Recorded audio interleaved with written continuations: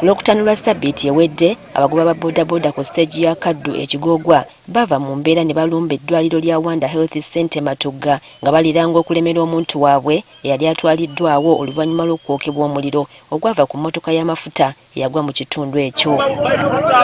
Okusinziira ku babodaboda bano, eddwaliro okulemera omulwadde waabwe kyava kulemwa kusasula ssente z'obujjanjabi obwali bumuweereddwa. Kuba toyinza kugamba okubawa omulwadde wamwanga ku mwana mumala kuteeka wali bbiru nga zero balance.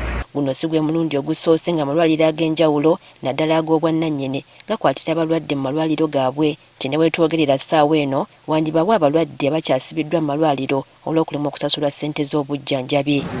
Omuntu ng'agenze mu ddwaliro n'aweebwa ekitanda aba ayingidde butereevu mu ndagaano wakati we n'eddwaliro era okusinziira ku mateeka embeera yonna ebaawo eba yakutegeeragana. Newankubadde eddwaliro nalyo liba lyetaaga ssente singa wabaawo omulwadde gwe likozeeko. Okusinziira ku bannamateeka, eddwaliro okulemera omulwadde musango. Ekisooka tekikola makulu.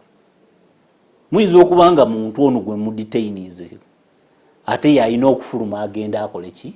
Anoonye ssente. Kale tetuganye omuntu omukozi operation bulungi nnyo. Omaze omukola operation awonye bulungi nnyo otuuse omusiibula talina ssente. Omudetaininze after 2 days afunye complications afudde. Tebagenda ganti gwe wamuse.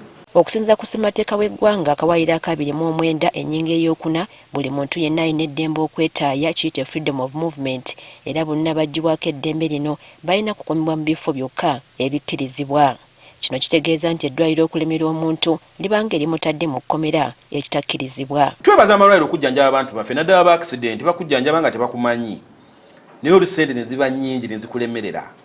N'ekyo kitegeeza ate gwe mukwata muli kuba tolina detention facility mu mateeka tokizibwa ku detaininga muntu mu mateeka. Detention facilities okusinziira mu mateeka gaffe ag'e Uganda zimanyiddwa we basobola okudetainingira omuntu, police station n'amakomera. Bannamateeka bagamba nti eddwaliro kye lirina okukola kuba kugenda mu mbuga z'amateeka okwekubira enduulu oba okusala amagezi amalala gonna butya bwe lisobola okufunamu ssente zaalyo. Lirina kgenda mu kkooti erigamba omuntu ono twamujjanjaba ze zino ssente lwakuba buba batya nti bwe tunayitiramu egyo emitendera gyonna. Oyinza okukosa omuntu ono endagaano kubanga automatically nuwona omusiba ssente omaze okulaba nti tazirina n'omukosa endagaano n'omugamba okola luddawa ewammwe luddawa kola endagaano senza fozitwa mu bbanga ki. Bwesinga eddwaliro liremerako ne liremera omulwadde kyangu kyakuli kuba mu mbuga z'amateeka ate ne liriira omulwadde oyo n'obuwanana bw'ensimbi. Anti kakati singa odetaininga omuntu ono omuntu ayinza okubatikako ebisango bingi.